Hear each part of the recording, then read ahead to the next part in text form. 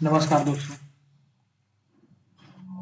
मेरा आज निफ्टी में जो ट्रेड था उसका पीछे लॉजिक क्या था, वो सारी चीज़ को मैं डिस्कस करूंगा। साथ ही साथ निफ्टी में किस लेवल को अगले दिन ट्रेड किया जा सकता है, आज कहाँ कहाँ पे एक सेटअप बन रहा था, उसके पीछे रियल रीजन क्या था, हम लोग सारे लॉजिक को समझने का प्रयास करेंगे। सबसे पहला चीज़ कि निफ्टी को एक वन डे टाइम फ्रेम पे अगर देखेंगे तो निफ्टी एक डाउनवर्ड मूवमेंट को फोकस कर रहा है। ठीक है, तो there is a higher probability कि मार्केट इस लेवल को टच करे। अगर फॉल आता है तो ये एक मेजर सपोर्ट एरिया है। इसके बाद कोई सपोर्ट है एक्टिविटी है नहीं कुछ। वो एक्चुअली मुझे लगता है कि हर लेवल पे यहाँ तक आ जाना चाहिए, 21,700 800 तक। बाकी देखिए क्या करता है मार्केट। तो हम लोग अभी कैसे ट्रेड करेंगे। कल के वीडियो में मैंने क्लियर कट बोला था कि मैं मार्केट को इस लेवल पे मैं शॉर्ट करूंगा। इस लेवल पे आज मार्केट गैप अप ओपन हुआ, डायरेक्ट इसी लेवल पे टेस्ट किया। तो पहला जो शॉर्टिंग पोजीशन मैंने क्रिएट किया था वो इस जगह पे हुआ था। जो मेन ट्रेड था मेरा वो यहाँ पे हुआ क्या कि आप अगर ढंग से इसको देखोगे तो समझ में आएगा कि ये एक एम पैटर्न टाइप का फॉर्मेशन हो रहा है। ठीक है, मार्केट एक रैली है, उसके बाद में एक एम पैटर्न का फॉर्मेशन हो रहा है। ये देखो यहाँ से ऊपर गया, यहाँ पे एक रेजिस्टेंस जोन था, वहां पे जाने के बाद में एक एम पैटर्न का फॉर्मेशन किया। बट ये कैंडल उतना ज्यादा कुछ बना नहीं, तो हम लोगों ने कॉस्ट टू कॉस्ट एग्जिट कर दिया। उसके बाद में ये हाई लेवल का ब्रेकआउट करता है यहाँ पे इस पर्टिकुलर जगह पे। निफ्टी हाई लेवल का ब्रेकआउट करता है, बट मुझे कॉन्फिडेंस रहता है कि ये हायर लेवल पे जाएगा नहीं, तो फिर एंट्री यहाँ पे डिसाइड करता नहीं। उसके बाद एंट्री मेरा यहाँ पे डिसाइड हुआ। ठीक है, जिसका वीडियो मैंने शॉर्ट शॉर्ट के रूप में डाल चुका है। तो वो क्यों हुआ, उसके पीछे रीजन क्या था। क्योंकि मार्केट एक जोन में स्टक हो चुका था। जोन में स्टक होने के बाद में इसको एकदम माइन्यूटली इस चीज को समझने का प्रयास कीजिए। लेट्स से एक मार्केट का एक जोन है ये। ठीक है, इस जोन में स्टक हुआ, मार्केट एक अच्छे कैंडल के साथ ब्रेकआउट किया। उसके बाद में देखिए बायर्स का कैंडल का साइज छोटा हो रहा है। ठीक है, जब भी बायर्स का या सेलर्स का डोमिनेंस या फिर उसका स्ट्रेंथ पता करना हो ना, तो उसके कैंडल का साइज देखिए। तो यहाँ से जोन का ब्रेकआउट होने के बाद में भी buyers are not able to push to the higher levels. मतलब ऐसा जनरली क्या होता है ना कि अगर वो मार्केट में जब साइड में रहेगा, तो मार्केट में जब भी साइड में रहेगा ना, तो क्या होगा कि एक जोन का ब्रेकआउट करेगा। जोन का ब्रेकआउट करने के बाद में वो फिर से उसी जोन में एंटर कर जाएगा।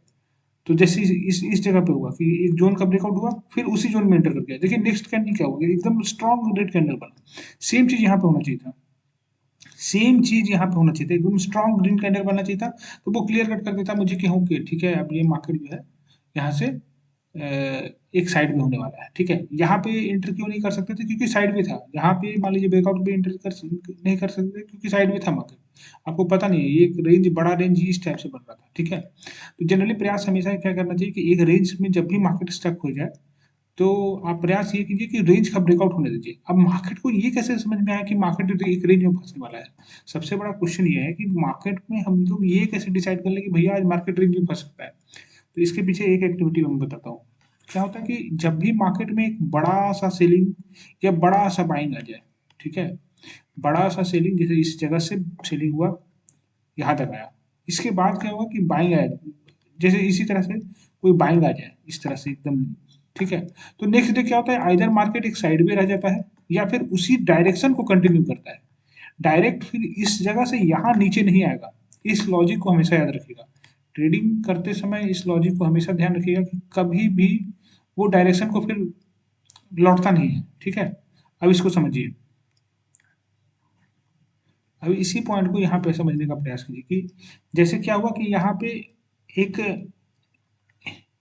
यहाँ से एक सेलिंग आया। सेलिंग आने के बाद में ये अजीबोगरीब कैंडल बना। यहाँ पे स्टॉप लॉस हंटिंग हुआ, या इसको अगर फ्यूचर में देखिएगा, अगर आप फ्यूचर में, रुकिए फ्यूचर का चार्ट लगाता हूँ, उसके बाद क्लियर हो जाएगा।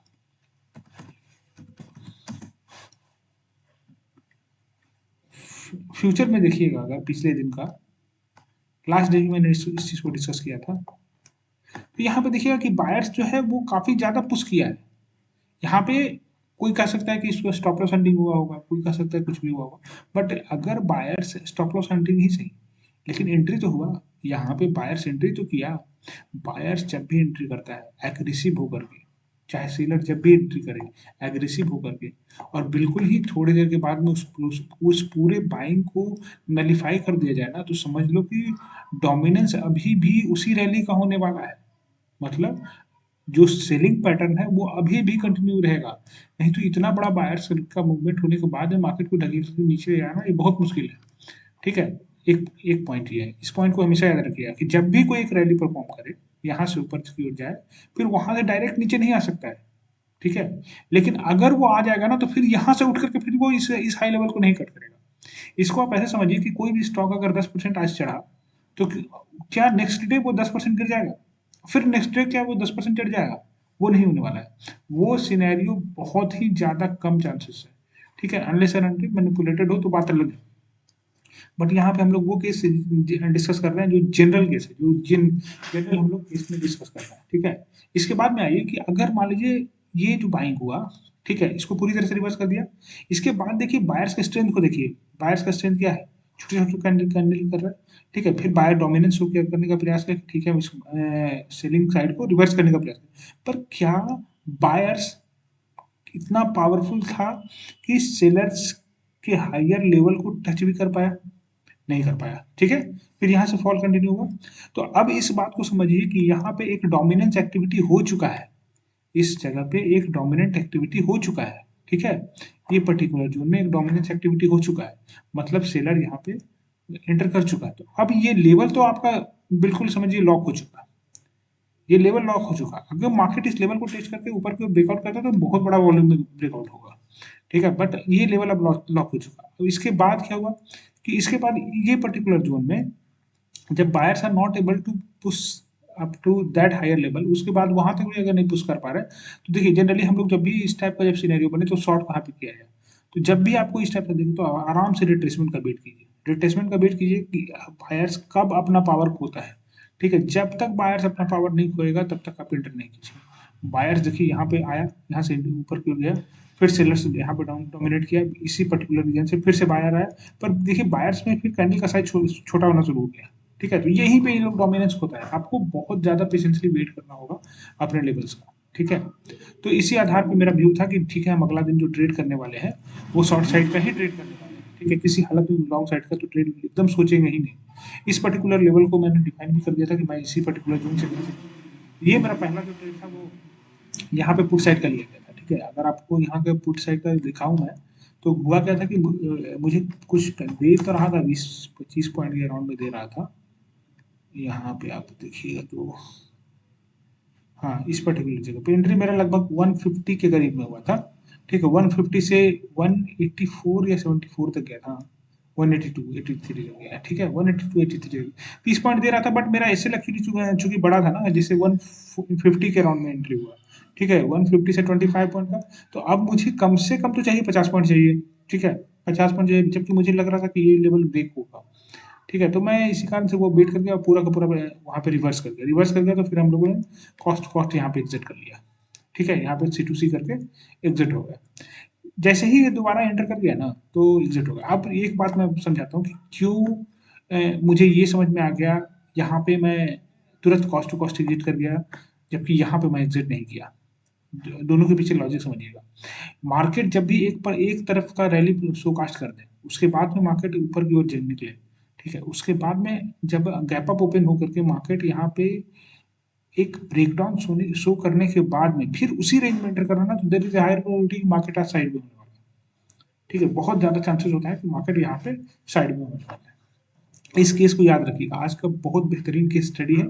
अगर इसको समझ गए तो बहुत, इस वीडियो को 2-3-4 बार देख लीजिएगा, समझने का सिर्फ प्रयास कीजिएगा कि किस तरह से चार्ट को, किस तरह से साइकोलॉजी को रीड कर रहा है, किस तरह से चार्ट को रीड किया था, निफ्टी में किस तरह से चार्ट को रीड किया था।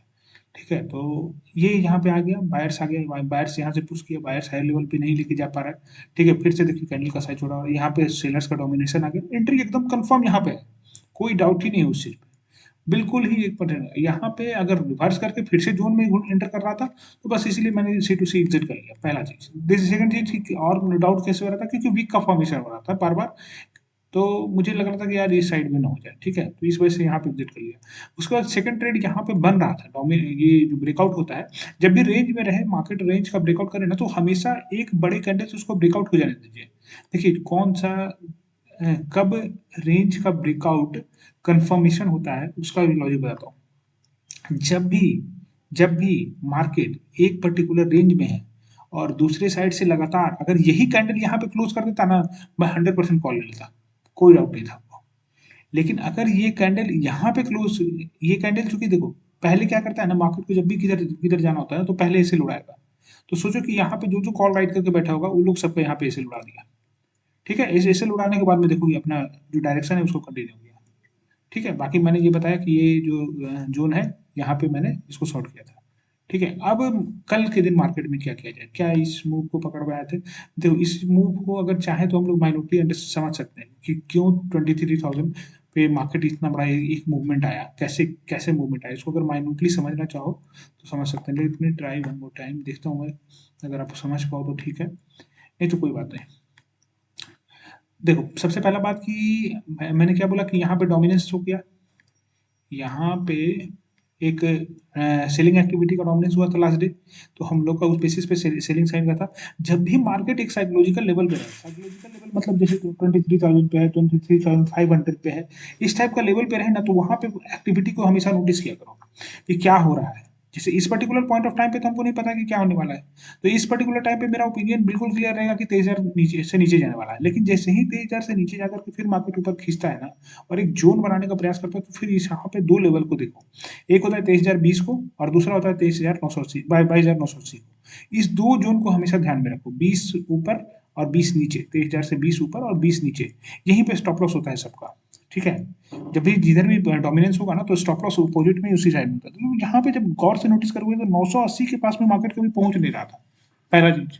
दूसरा चीज, बाइंग एक्टिविटी यहाँ पे इस जोन में जब हो रहा था, तो जो ग्रीन कैंडल है वो ठीक ठाक बन रहा था। Sellers although they are trying to push the level, वो नीचे गिराने का प्रयास पूरा कर रहा था। बट देखो यहाँ पे कहीं ना कहीं जो बायर्स का एक्टिविटी था ना, वो ज्यादा हो रहा था, बार बार। तो अगर हमको इस टाइप का सिनेरियो मिलता है जहाँ पे एक साइकोलॉजिकल लेवल होता है, साथ ही साथ उस इस लेवल को डिफेंड किया जाता है, तो इस केस में हम लोग जो ट्रेड लेंगे वो किस तरह से लेंगे, जब तक ये जोन का ब्रेकआउट ना कर ले। जैसे यहाँ पे जब जोन का ब्रेकआउट हो रहा है ना, आंख बंद करके एंटर कर जाइए, जैसे ही यहाँ पे ब्रेकआउट हो रहा है वहीं पे एंटर कर जाइए, बस इसके नीचे का स्टॉप लॉस लगा करके। एकदम छोटा सा यहाँ पे 1 3 आराम से मिलता है, ठीक है। ये आपको 10 में से 9 बार सही हो जाएगा, 10 में से 9 बार सही हो जाएगा, 9 बार 8 बार आराम से सही होगा, एकदम बेफिक्र होकर के यहाँ पे एंटर करने का, ठीक है। बस यही फिर एक ट्रेड था, ऑल्दो हम लोगों ने ये ट्रेड को एग्जीक्यूट नहीं किया क्योंकि मैं थोड़ा सा बाहर निकल गया था। इसके बाद अब कोई और एक्टिविटी भी, हाँ उसके बाद एक और कल कैसे ट्रेड करें, तो कल तो भैया ये लेवल डिफेंड हो चुका है, ठीक है। कल अगर कल का एक्टिविटी अगर देखा जाए तो ये लेवल डिफेंड हो चुका है, ये जो 23,000 का लेवल है ये डिफेंड हो चुका है, ठीक है। तो अब हम लोग कैसे करेंगे इसको, ढंग से पहले समझते हैं। देखो ये जो जोन है ये एक रेजिस्टेंस जोन है, ठीक है। 30 मिनट चार्ट में एकदम बिल्कुल क्लियरली विजुअल होगा। ये जो जोन है ये एक रेजिस्टेंस जोन है, ठीक है। मार्केट इसको ऑल्दो तोड़ा है ऊपर की ओर, ठीक है, बट ये यहाँ से सेलिंग स्टार्ट हुआ था, ठीक है। इस पर्टिकुलर जगह से सेलिंग स्टार्ट हुआ था, तो कल तो मार्केट आपको इस लेवल पे एक ना एक रेजिस्टेंस आपको दिखेगा ही दिखेगा, यहाँ पर से एक डिप पाने का प्रयास करेगा, ठीक है। यहाँ से एक डिप पाने का प्रयास करेगा, नहीं तो फिर यहाँ से भी एक डिप आ सकती है, क्योंकि अग्रेसिव सेलिंग यहाँ से हुआ है, ठीक है। तो देयर इज हायर चांस कि इधर इस लेवल से आए और यहाँ पे आया, तो दोनों में से कहीं पे भी आएगा। 3 लेवल बताता हूँ, ठीक है, 3 लेवल ध्यान रखना। अगर मार्केट आपको इस 3 लेवल पे कहीं पे भी आपको कोई बटन वगैरह कुछ भी दिखता है शॉर्ट साइड का, तो आराम से शॉर्ट करना। एक लेवल ये, एक लेवल ये, ठीक है, और एक लेवल ये। अगर यहाँ ये तीनों जगह पे पहले क्या करना कि देखना कि क्या बायर्स पुश कर पा रहा है कि नहीं प्राइसेस को ऊपर, क्या बायर्स जब हायर लेवल को टेस्ट कर रहा है तो वो टेस्ट करने जा पा रहा है कि नहीं जा पा रहा है, एक जो स्विंग बनाया ऊपर का, क्या इस लेवल को टेस्ट कर पा रहा है कि नहीं कर पा रहा है, ठीक है। इस चीज को हमेशा नोटिस करने का प्रयास करना।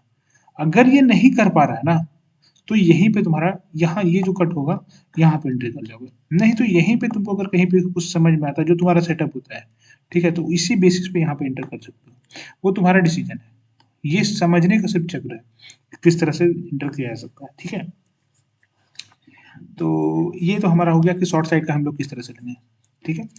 अगर हम लोग को कौन कौन सा लेवल पे मिलता है, इस लेवल में मिलता है, इस लेवल में मिलता है, या फिर इस लेवल में मिलता है। ठीक है, तो शॉर्ट साइड करेंगे। कॉल साइड में कब इंटर करेंगे, अगर ये लेवल नहीं टेस्ट होता है, अगर ये लेवल नहीं टेस्ट होता है, हम लोग पहला ट्रेड जो है वो कॉल साइड कर लेने वाले हैं। मेरा मेरा पर्सनल पहला ट्रेड कॉल साइड का होगा। अगर मुझे इस पर्टिकुलर जोन में, इस जोन से नीचे में मिलता है, या इस जोन में यहाँ पे कहीं पे मिलता है, मैं मान के चलूंगा कि ये लेवल को टेस्ट करने वाला है। इतना एनफ है, इतना एनफ है, 20-30 पॉइंट के लिए एनफ है, क्योंकि अगर स्टॉप लॉस रिस्क रिवार्ड कुछ वगैरह मिल गया मुझे, मुझे अगर कहीं से भी डब्ल्यू पैटर्न कल बनता हुआ दिख गया इस तरह से, मैं आंख बंद करके कल कॉल साइड का ट्रेड लूंगा। ठीक है, इसी के कट पे लूंगा यहाँ पे। ठीक है, अगर मुझे इस जोन में मिलता है मार्केट, मैं शॉर्ट करने का प्रयास करूंगा, इस जोन में मिलता है मैं शॉर्ट करने का प्रयास करूंगा। मुझे इधर कहीं पे मिलता है, या फिर एक फॉल आ जाता है, डिप आ जाता है, डिप आने के बाद में मैं इसको प्रयास करूंगा कि मैं कॉल साइड के लिए ट्रेड लूँ। ठीक है, जैसे कि इसको मैं इस तरह से समझाता हूँ। परसों या तरसों मैंने जो एक ट्रेड लिया था, ट्रेड एग्जीक्यूट किया था, वो कॉल साइड का किया था। देखा शॉर्ट्स में होगा और वीडियो में भी मैंने डाला होगा उसको। यहाँ पे इस पर्टिकुलर जोन में मैंने बोला था कि जब भी एक डब्ल्यू पैटर्न बनेगा, तो देखो किस तरह से पैटर्न का फॉर्मेशन हुआ। यहाँ पे देखो, यहाँ से फॉल आया, फॉल आने के बाद देखो तो लोअर लेवल टेस्ट हो रहा है, नहीं टेस्ट हो रहा है। देखो तो यहाँ पे वीक का फॉर्मेशन हुआ, कैंडल्स का फॉर्मेशन हुआ, बट क्या सेलर्स में बायर्स का डोमिनेंस दिख रहा है। यहाँ पे मार्केट हर बार इस लेवल को, अगर ये एक रेजिस्टेंस लेवल था, तो इस लेवल को बार बार टेस्ट करने जा रहा है। टेस्ट करने जा रहा है तो बस यहाँ पे एंटर कर जाओ। यहीं पे ये ब्रेकआउट जो हो रहा है, यहाँ पे इस कैंडल के पे एंटर कर जाओ। एंटर करके आराम से फिर 1:3 का वेट करो। ठीक है, उस दिन भी आप देखोगे मेरा ट्रेड को, ये इसी कैंडल में इंटर हुआ होगा मेरा। मेरा 20 जनवरी का वीडियो होगा। ठीक है, आप उसको देखोगे तो मेरा एंट्री वहीं पे होगा। कल भी मेरा सेम एंट्री इसी टाइप का कोई एंट्री करूंगा मैं। ठीक है, मैंने दोनों ही तीनों केस, दो तीनों तीन चार केस को डिस्कस कर दिया हूँ। ठीक है, मैं उम्मीद करता हूँ कि आपको चार्ट समझने में आसानी होगा। देखो, अभी प्रयास करना, अगर जिनका पैसा नहीं बन पा रहा है, जिनको भी लॉसेस हो रहा है, दो ही कारण है। एक साइकोलॉजी बहुत बड़ा प्रॉब्लम है, दूसरा चीज है ना कि आपका सेटअप अभी तक फिक्स नहीं है। आप आज कुछ कर रहे हो, कल कुछ कर रहे हो, परसों कुछ कर रहे हो। जैसे मैंने अपने दिमाग में एक चीज बिल्कुल क्लियर कर रहा हूँ धीरे धीरे करके, कि मुझे बस डब्ल्यू और एम ही पैटर्न पे ही काम करना है, रेस्ट किसी बाकी अदर किसी पैटर्न पे नहीं। मैं बेसिकली दो ही पैटर्न है, समझ 3 पैटर्न है मेरा टोटल। एक है एम और डब्ल्यू, ये पहला है एम, दूसरा है डब्ल्यू, और तीसरा है जोन का ब्रेकआउट। बस इतना ही सेटअप पे काम करना है। कोई ट्रेंड लाइन नहीं, कुछ भी नहीं, किसी से कोई चीज मतलब नहीं। सिंपल रखो चीज को, प्राइस एक्शन को समझो कि प्राइस किस तरह से बिहेव कर रहा है। ठीक है, बाकी सब चीजें अलाइन हो जाएगा।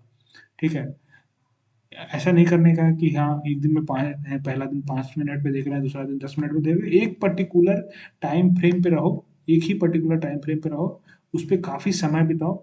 धीरे धीरे साइकोलॉजी अपने आप इंप्रूव करना शुरू करेगा। अगर तुम बड़े लॉसेस में नहीं होगे, बड़े लॉसेस में आएगा तो फिर साइकोलॉजी इंप्रूव करना बहुत मुश्किल होता है, बहुत ज्यादा मुश्किल होता है।